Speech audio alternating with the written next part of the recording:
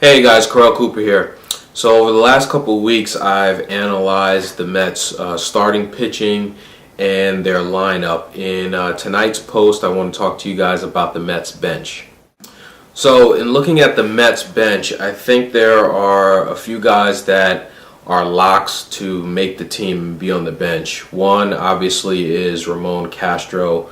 The Mets, you have to have a backup catcher. Snyder will be the starter. Castro will be the backup as usual. So he'll be there. I also think that Alex Cora will be on the bench. The Mets went out and they got him sort of as insurance for Luis Castillo in case he gets injured throughout the year or just doesn't play well. And then I think the third lock on the Mets bench is Fernando Tatis. The Mets are leaning towards Daniel Murphy being the everyday left fielder. So it only makes sense that Tatis is still on the club because of his versatility. Tatis can play left field, he can play right field, he can spell Delgado at first base, and he can also play third base for when Wright needs a day off. Tatis is also the right-handed pop off the bench, which the Mets would be lacking if they didn't have him. So I think those three guys are locks to make the team. So after Castro, Alex Cora, and Fernando Tatis, I think you can have some debate about who else will be on the Mets bench. There are two guys that come to mind right away. One is Marlon Anderson, who in the past has been one of the best pinch hitters in baseball. Now, Anderson did not have a good year last year. He was injured for a bit. His batting average was really low, and he didn't do that well coming off the bench in pitch hitting situations. The other guy that's there is Nick Evans, who's having a pretty decent spring. The only thing with Nick Evans is, do you want him up on the big team, sitting on the bench, or do you want him down in the minors where he can play every day and continue to improve?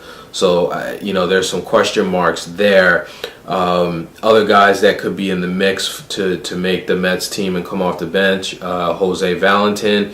When he was with the Mets in the past, he was pretty good.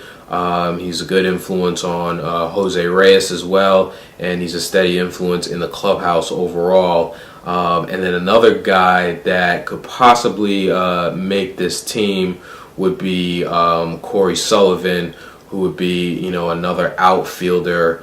It's possible that if Nick Evans does go down to the minors, that maybe Sullivan would be the guy on the team. If I had my pick, I'd probably go with Marlon Anderson and Nick Evans. Anderson can come off the bench and pinch hit, of course, and then he's also like Fernando Tatis. He can play a number of positions and spell guys when they need days off. So when looking at the Mets bench, I would say that some of the positives are, one, they have some right-handed pop on the bench. Castro has some pop off of the bench, and so does Fernando Tatis. So that's good. They have some pop from the right-hand side of the plate. Also, I would say that they have a few guys that can play a number of positions, so there's some versatility there. Like I said, Tatis can play a number of positions, and Marlon Anderson, if he makes the team, can play a number of positions as well. Some of the negatives and question marks I have is, they really don't have any pop coming off the bench from the left-hand side of the plate, and also there's a lack of speed too on the bench. With Angel Pagan being hurt and no more Andy Chavez, they really don't have much speed coming off the bench. Alex Cora can run pretty well, but obviously he's not Andy Chavez or Angel Pagan in terms of his speed. So that's some of the question marks and negatives about the Mets bench.